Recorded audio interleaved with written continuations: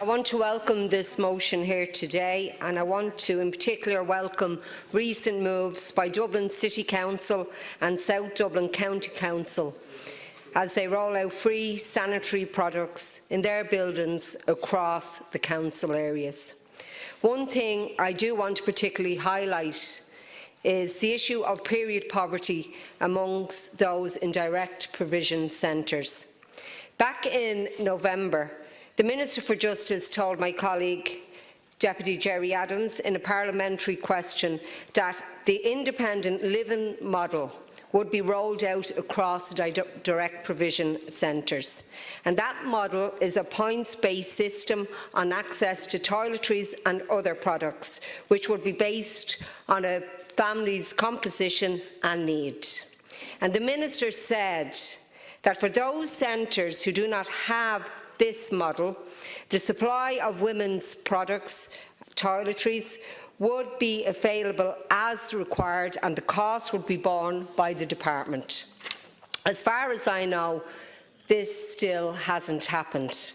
So the fact that you have a woman who receives only €38 a week, and obviously she's not in a position to work, that she is using a significant chunk of her weekly allowance on sanitary products.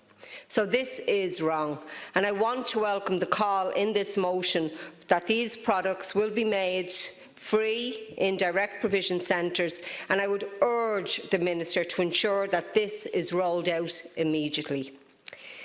It is a reality that women who are experiencing homelessness are also highly likely to experience period poverty.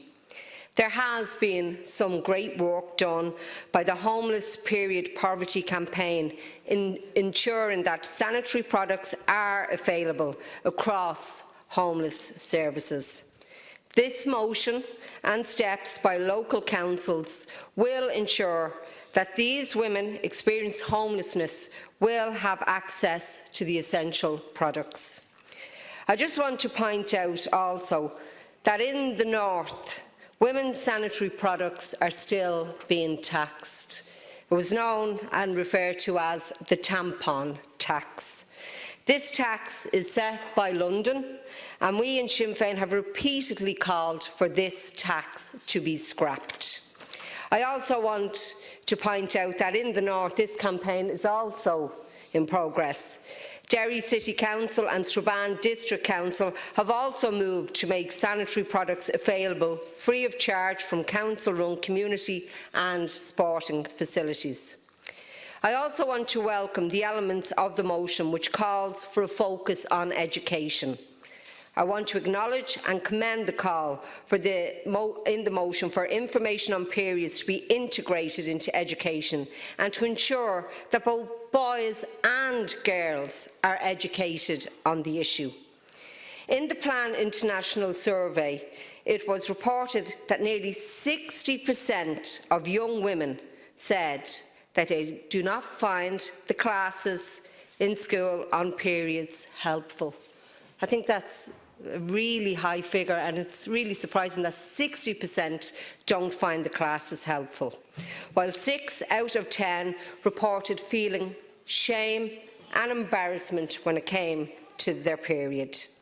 The stigma around this topic is something that we need to get done away with.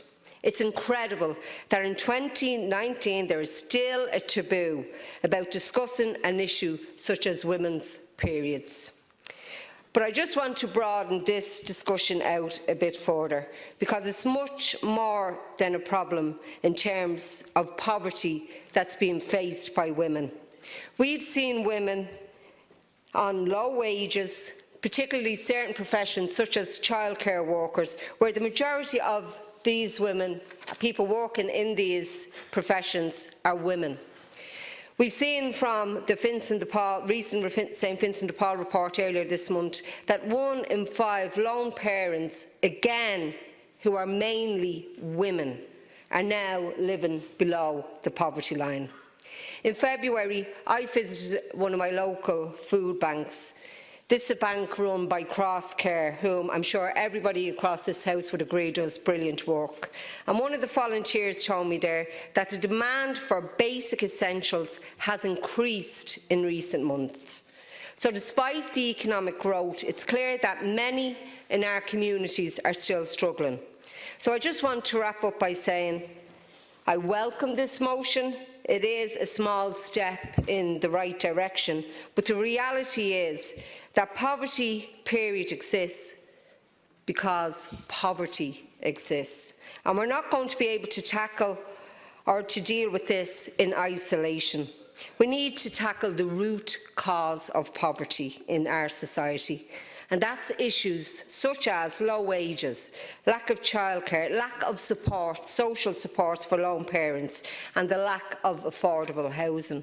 Because I believe if we tackle the root cause of the problem, we will be able to tackle it together. Thank you.